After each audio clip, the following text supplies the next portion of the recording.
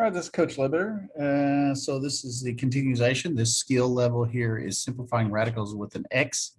All right, so otherwise there's going to be a variable inside the radical. So how do we do this one? All right, again, make sure you have paper and pencil because you will need this. All right, so here we go. We're going to start this one. All right, so if you look at this one, this says 16 with an X inside the radical. So I'm going to write this on a paper. And then I'm going to share my paper so I can show you how to do this. These are very easy once you kind of get the hang of them. All right, so here we go. We're going to go here. Okay, and my paper problems are here. All right, so if you look at this, what I do is I try to find out what they have in common. So I'm going to list out 16 and it has an X. Okay, so 16 is 4 times 4, which is nice because that's a perfect square. The X doesn't have more than one X. The only thing that can give you an X is 1 times X. It has to be what letter times itself will give you X, and there's not one. All right, you can't say X because X times X is X squared. See how there's a little square on it?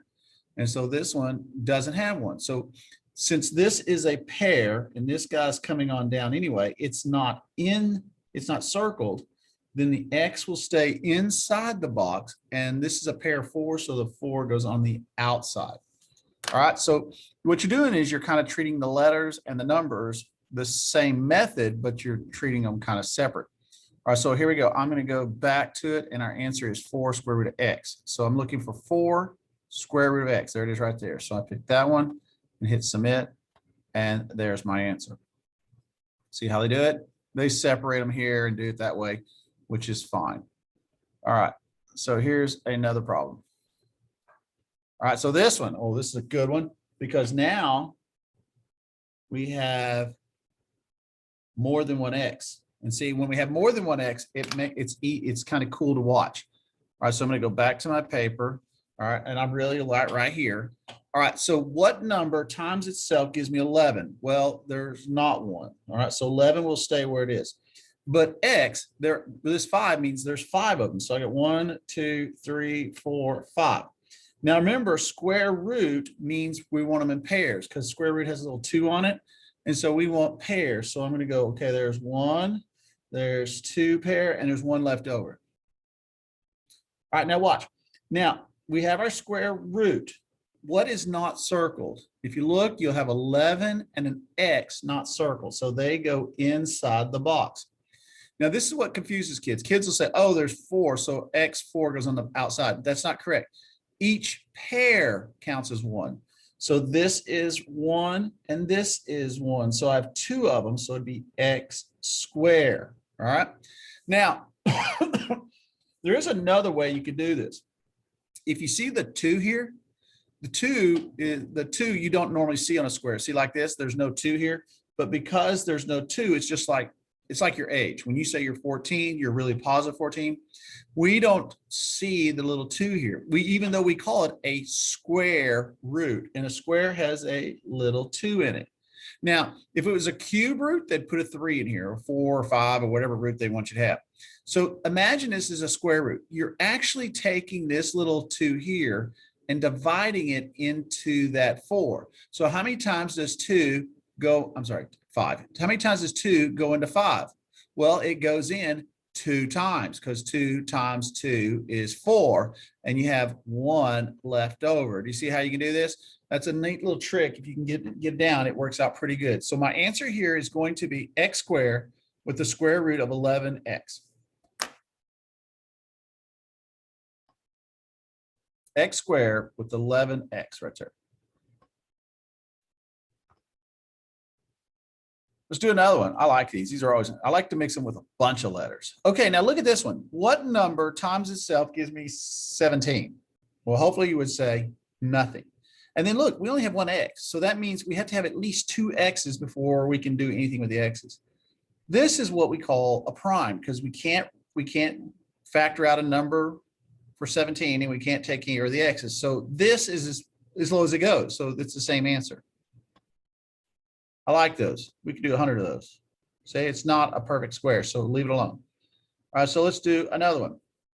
All right, ooh, this is a good one. All right, so now we have, and I'm gonna try to do it on a cleaner piece of paper so you can see it better. And I'm gonna write it down. so we can see this. This is x squared square root of x6. Okay, so look at my paper here. All right, now look at this. Now, this, remember, this little index is a little 2 there. So we have 2 on the outside. So really we have 2 goes in. I know you don't see it, but remember it's a square root. I'm covering this part up so you don't get confused with this. This here is a square root. So it really is imaginary 2 there. 2 goes into 6 how many times?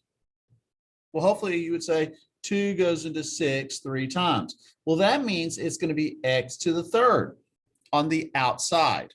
Okay. Another way you could do it is this. You could write it out 6 times. And you're going to pair them 1, 2, 3. So I have 3 pair. So this actually is x to the third because 3 represents how many pairs you have, right? All right. So we have x squared. We have everything circled. So that means there's nothing in. So if we had a radical here, there would be nothing in the box. So we wouldn't have anything. Remember, if it's not circled, it goes in the box. But if it's circled, it goes outside the box. Now, here's the beautiful thing. You have an x squared times, you remember, and you have an x to the third. You have to multiply these two. And when you multiply them, you actually add the power. So my answer is going to be x to the 5th. Remember that laws of exponents? So when these two are the same and you're multiplying them, you add their exponents. So let's go here and see if we find x to the 5th. There it is right there, x to the 5th. See, it's just like we did it. All right, we'll do one more. These are really quick. All right, so let's do this one. All right, so this one, look at the 3. The 3 is going to stay in the box. Why? Because what number times itself gives me 3? There's not one. So you already know 3 is in the box. So it can't be this one. All right, look at your x is 6. So that means you have 6 x's. How many pairs can you make out of 6 x's? I mean, think about it. 2 of them make a pair. Then another 2 make a pair. Then another 2 make a pair. Well, that means 3 of them, there's 3 pairs. And because there's an even number and there's none not circled, then our answer should be this right here. All right, and that's how you do this one right here.